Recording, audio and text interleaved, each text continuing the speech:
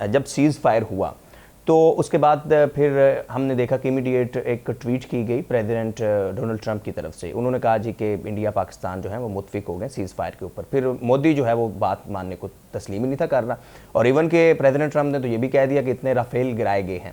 تو بھارت نہ صرف خود گرا بلکہ اس نے رافیل کو بھی گرایا, اور اس کے ساتھ جو اس کے ظاہر ہے جو الائنس کنٹریز تھے وہ بھی متاثر ہوئے.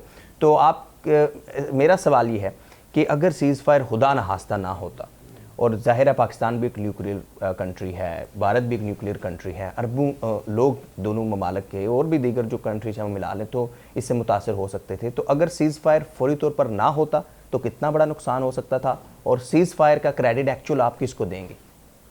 دیکھیں, پہلی بات تو یہ ہے کہ اگر سیز فائر نہ ہوتا تو اسکلیشن جو ہے وہ درجہ بدرجہ بڑھتی. ٹھیک ہے, جس کو کہتے ہیں ایسکلیشن رنگز کہتے ہیں اس کو. ٹھیک ہے, وہ بھی ہم فوج میں اس کو وار گیم کیا جاتا ہے کہ پہلے کیا ہوگا, بعد میں کیا ہوگا, اس کے بعد میں کیا ہوگا. تقریباً 12 رنگز ہوتے ہیں یا سیڑھیاں ہوتی ہیں اسکلیشن کی. یعنی سٹیپ 1 یہ ہے, سٹیپ 2 یہ ہے, بالکل سٹیپ بائی سٹیپ جو ہے وہ اسکلیشن ہوتی ہے.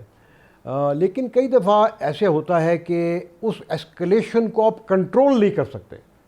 یہ تو ایک میں نے آپ کو بتایا نا کہ یہ بکش قسم کی یہ ایک سلوشن ہے کہ اس کو سٹیپ بائی سٹیپ جو ہے ایسکلیشن بڑھنی چاہیے, خصوصاً جب جنگ ہوتی ہے دو نیوکلیئر ممالک کے درمیان.